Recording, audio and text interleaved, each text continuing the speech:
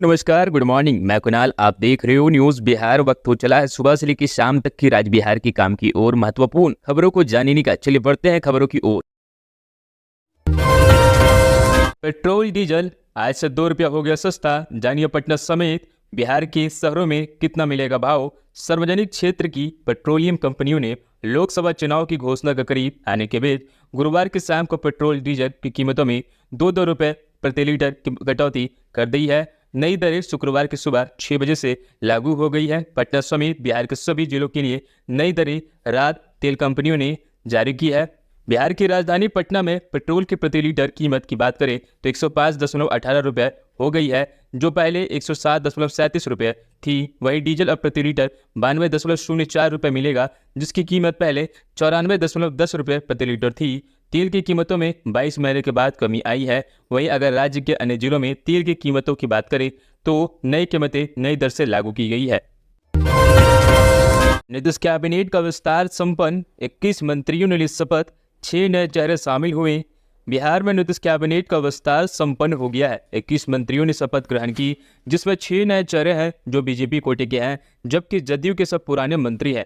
BJP से 12 और जदयू से 9 नए मंत्री बनाए गए। अब नीतीश कैबिनेट में मंत्रियों की संख्या 30 हो गई है। नीतीश मंत्रिमंडल में कुल 21 चेहरों की जगह मिली, जिसमें रेणु देवी, मंगल पांडे, नीरज कुमार बबलू, अशोक चौधरी, लेसी सिंह, मदद सहनी, नीतीश मिश्रा, नितिन नवीन, दिलीप कुमार जायसवाल, महेश्वर हजारी, शीला कुमारी मंडल, सुनील कुमार, जनक राम, हरीश सहनी, कृष्णनंदन पासवान, जयंत राज, जमा खान, रत्नादेश सदा, केदार प्रसाद गुप्ता, सुरेंद्र मेहता, असंतोष कुमार सिंह नए मंत्री बने हैं। इससे पहले डिप्टी सीएम सम्राट चौधरी ने मुख्यमंत्री नीतीश कुमार से मुलाकात उनके आवास पर की। इसके बाद सीएम ने प्रधान सचिव डॉक्टर सिद्धार्थ राजभवन पहुंचे और संभावित मंत्रियों की लिस्ट राज्यपाल को सौंप दी, जिसके बाद एक एक करके सभी मंत्रियों ने अपनी शपथ ग्रहण की। नीतीश कुमार के नेतृत्व में एनडीए सरकार बनने के करीब 40 दिनों के बाद कैबिनेट का विस्तार किया गया है।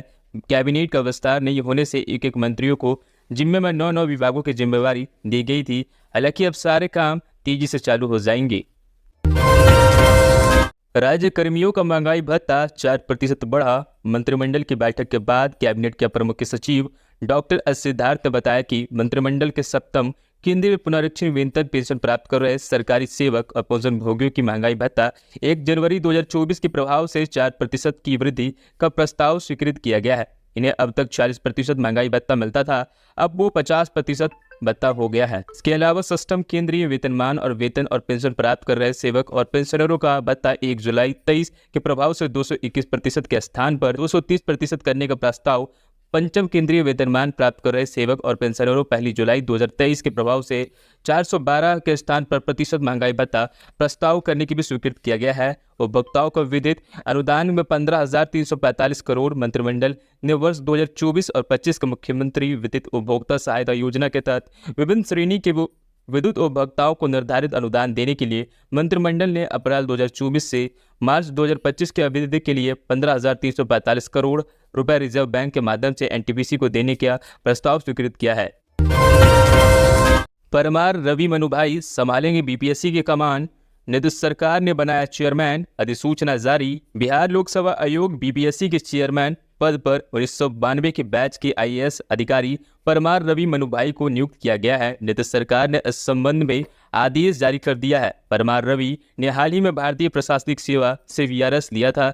इससे पहले वे केंद्रीय प्रतिनियुक्ति से वापस बिहार लौटे थे। सामान्य प्रशासन विभाग ने उन्हें बीपीएससी के अध्यक्ष नियुक्त करने के संबंध में शुक्रवार को अधिसूचना जारी की है। परमार रवि मनुभाई पदभार ग्रहण करने की तारीख से अध्यक्ष नियुक्त किए गए हैं। उनकी कार्य अवधि पदभार ग्रहण करने की तारीख 6 साल या 62 साल की उम्र तक में जो भी पहले हो तब तक होगी। बता दें कि पिछले महीने बीपीएससी चेयरमैन अतुल प्रसाद का रिटायरमेंट हो गया था। उसके बाद इस पद पर स्थायी तौर पर अध्यक्ष की नियुक्ति नहीं हो पाई है। अब आयोग का नया स्थायी चेयरमैन मिल गया है। दरअसल बीपीएससी के पूर्व चेयरमैन अतुल प्रसाद 12 फरवरी को रिटायर हो गए थे। इसके बाद एक हफ्ते तक नीतीश सरकार की ओर से किसी तरह की अधिसूचना नहीं जारी की गई।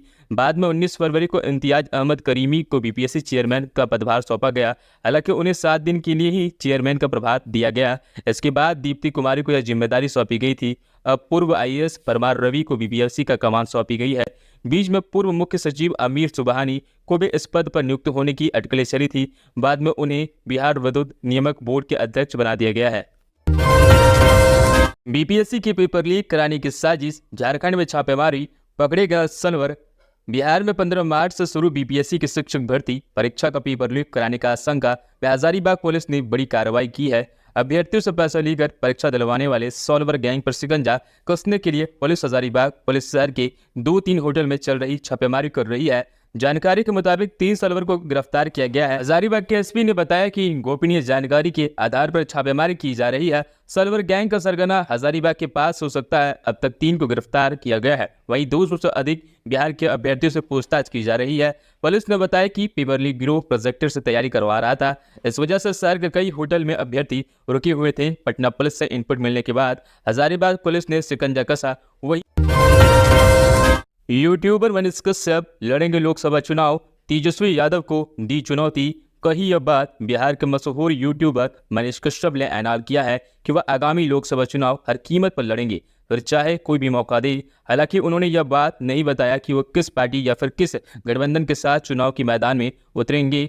ये भी अभी तक साफ नहीं किया है, लेकिन ये जरूर बताया कि अगर राम जी चुनाव लड़वाएंगे तो जरूर लड़ेंगे और हम इन्हें चुनाव लड़ने से हमें कोई नहीं रोक सकता। कश्यप ने कहा वे बिहार का बेटा है और उनका गठबंधन बिहार की जनता के साथ है। ऐसे में उनका काम बिहार के लोगों की आवाज़ उठाने का है। इस दौरान तेजस्वी यादव पर निशाना साधते हुए कहा कि क्या अब तेजस्वी यादव मुझे गले लगाएंगे, क्योंकि मुझ पर जो आरोप थे उनमें मैं बरी हो गया हूं। लेकिन वे ऐसा नहीं करेंगे, वे झुकेंगे नहीं, क्योंकि वे लालू यादव के बेटे हैं। इन लोगों ने झुकना सीखा ही नहीं है। यूट्यूबर मनीष कश्यप ने तेजस्वी यादव को चुनौती देते हुए कहा कि वे जितने रोजगार देंगे उससे 4 गुना रोजगार मैं ज्यादा दूंगा। क्या 4 लाख रोजगार देने से गरीब का पेट भर जाएगा? मैं स्टाम्प पर लिख के देता हूं कि अगले 5 साल में 40 लाख रोजगार दूंगा।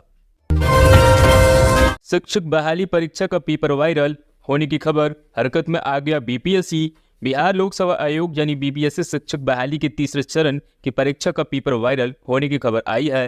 हालांकि आयोग ने इसकी पुष्टि नहीं की है। पेपर लीक की खबर वायरल होने के बाद बीपीएससी हरकत में आ गया है। आयोग के अधिकारी इस मामले में जांच में जुट गए हैं। झारखंड से प्रश्न पत्र लीक को लेकर कुछ अभ्यर्थियों को पकड़े जाने की सूचना मिली है। पटना पुलिस के इनपुट के बाद हजारीबाग से 3 लोगों को गिरफ्तार किया गया है। बीपीएससी शिक्षक बहाली फेज 3 परीक्षा शुक्रवार से शुरू हुई। पहले दिन पटना के सभी केंद्रों पर परीक्षा शांतिपूर्ण तरीके से आयोजित की गई। हालांकि बिहार शिक्षक बहाली परीक्षा का पेपर लीक करने की साजिश झारखंड में रची गई। हजारीबाग से पुलिस ने सलवर गैंग को पकड़ा है। जानकारी के मुताबिक हजारीबाग पुलिस ने शुक्रवार को शहर के कई होटलों में छापेमारी की। इस दौरान 3 लोगों को गिरफ्तार किया गया। इसके अलावा कुछ अभ्यर्थियों को भी हिरासत में लिया गया है। उनसे पूछताछ की जा रही है। झारखंड पुलिस के मुताबिक गोपनीय इनपुट मिलने के बाद यह छापेमारी की गई। शिक्षक बहाली के अभ्यर्थियों को प्रोजेक्टर से पेपर हल करने की तैयारी करवाई जा रही थी। इस कारण हजारीबाग में कई अभ्यर्थी रुके हुए थे। पुलिस ने अभ्यर्थियों को लेकर जा रही बस को भी जब्त कर लिया। आगे की जांच की कार्रवाई चल रही है। हालांकि अभी तक बीपीएससी ने पेपर लीक की घटना की पुष्टि नहीं की है। बिहार में सख्त हुआ ट्रैफिक नियम। अब जिला मुख्यालय में सीसीटीवी कैमरे से होगी निगरानी। जिला मुख्यालयों में भीड़ भाड़ वाले व्यस्ततम एवं अन्य चौक चौराहों पर सीसीटीवी कैमरे लगाए जाएंगे। इसके माध्यम से यातायात की निगरानी की जाएगी। बिना हेलमेट बाइक चलाने वाले व अन्य यातायात नियमों को तोड़ने वाले वाहन चालकों पर कार्रवाई की जाएगी। यह प्रस्ताव बिहार सड़क सुरक्षा परिषद की बैठक से पारित किया गया है। जल्द से जल्द बिहार सरकार सड़क सुरक्षा परिषद परिवहन विभाग द्वारा जिला मुख्यालयों में सीसीटीवी लगाने के लिए टेंडर प्रकाशित किया जाएगा। परिवहन सचिव संजय कुमार अग्रवाल ने बताया कि सड़क दुर्घटना में कमी लाने के उद्देश्य से जिला मुख्यालयों में सीसीटीवी के माध्यम से यातायात उल्लंघन करने वालों की निगरानी एवं चालान निर्णय किया गया है। इसके तहत प्रमंडलीय जिला मुख्यालयों के 3-3 एवं अन्य जिला मुख्यालयों के 2-2 चौक चौराहों चिन्हित करने के बाद कैमरे लगाए जाएंगे। इस संबंध में पुलिस महानिदेशक से प्रस्ताव मांगा गया है। चुनाव ड्यूटी में लगने वाले गाड़ियों का रेट तय। बाइक को 350 तो बस को 3500 रुपये। देखे पूरी लिस्ट। लोकसभा चुनाव में वाहनों के अधिग्रहण पर मालिकों को अब परेशानी नहीं होगी। जीप कार को 1000 तो मोटरसाइकिल को 350 रुपये रोजाना मिलेगा। लोकसभा चुनाव को लेकर परिवहन विभाग ने वाहनों के अधिग्रहण की दर तय कर दी है। इसके तहत बस, ट्रक, स्कॉर्पियो, इनोवा को लेकर ऑटो, डंपर सबके दैनिक रूट तय कर दिए गए हैं। यही नहीं, इस बार चुनाव के लिए अधिग्रहित किए जाने वाले वाहनों का भुगतान की पूरी प्रक्रिया ऑनलाइन होगी। इसके लिए व्हीकल मैनेजमेंट सिस्टम पोर्टल तैयार किया गया है, जहां वाहनों से जुड़ी सारी जानकारी और आंकड़े अपलोड होंगे। परिवहन विभाग ने चुनाव कार्य में लगाए जाने वाले वाहनों के लिए नया गाइडलाइन जारी किया है। इस क्रम में विभाग ने सभी प्रमंडलीय आयुक्त, जिलाधिकारी, जिला परिवहन पदाधिकारियों को भी आवश्यक दिशा निर्देश दिए हैं। बिहार के 9वीं और 11वीं के बच्चों के लिए बड़ी खबर। ये गलती करने वाले छात्रों का रद्द हो जाएगा रजिस्ट्रेशन। बिहार के माध्यमिक एवं उच्च माध्यमिक विद्यालयों में उन छात्र छात्राओं का रजिस्ट्रेशन रद्द हो जाएगा जो कक्षा 9वीं और 11वीं की वार्षिक परीक्षा में शामिल नहीं होंगी। रजिस्ट्रेशन रद्द होने से ऐसे में छात्र छात्रा मैट्रिक 10वीं और इंटरमीडिएट 12वीं की वार्षिक परीक्षा बोर्ड नहीं दे पाएंगे। कक्षा 9वीं एवं 11वीं की वार्षिक परीक्षा नहीं देने वाले छात्र छात्राओं की सूची शिक्षा विभाग ने 23 मार्च तक अनिवार्य रूप से सभी जिला शिक्षक पदाधिकारियों से मांगी है। माध्यमिक शिक्षा निदेशक कन्हैया प्रसाद श्रीवास्तव की आदेश के मुताबिक जिला शिक्षा पदाधिकारियों द्वारा 23 मार्च तक बिहार विद्यालय परीक्षा समिति को भी अनिवार्य रूप से सूची उपलब्ध कराई जाएगी। हालांकि 9वीं एवं 11वीं की वार्षिक परीक्षा नहीं देने वाले छात्र छात्रा अगर अपने विद्यालय लौटते हैं तो वह ग्रीष्म अवकाश के दौरान उनकी विशेष परीक्षा ली जाएगी। इससे संबंधित निदेशक शिक्षा विभाग के माध्यमिक शिक्षा निदेशक कन्हैया प्रसाद श्रीवास्तव द्वारा शुक्रवार को राज्य के सभी जिलों के जिला शिक्षा पदाधिकारियों को दिए गए हैं। बिहार में रसोइयों के लिए खुशखबरी, इतने रुपए तक बढ़ सकता है मानदेय। राज्य सरकार को भेजा गया प्रस्ताव। राज्य भर में मध्याह्न भोजन बनाने वाली रसोइयों के लिए खुशखबरी है।